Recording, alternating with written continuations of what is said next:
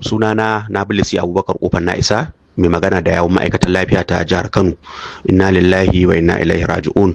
Kamar yadda ajiya muka sanar da wata baiwar Allah mai suna Malama Hafsat Yusuf ta haifi 'ya'ya 5 a asibitin ƙwararru na Murtala.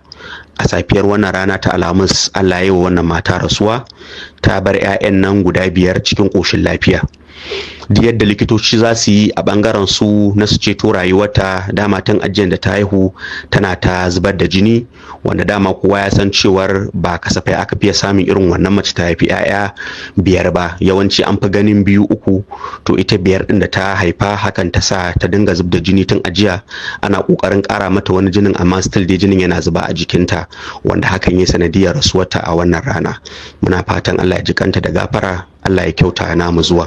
Kamar yadda gwamnati ta faɗa a baya cewa ta ɗauki nauyin kula da lafiyarta da wayannan jarirai, har yanzu dai gwamnati tana nan akan bakarta, za ta ci gaba da kula da wayannan yara jarirai da ita mahaifiyar tasu gurin ganin an mata jana'iza da abin da ya kamata na addinin musulunci da ita na dar ai mata.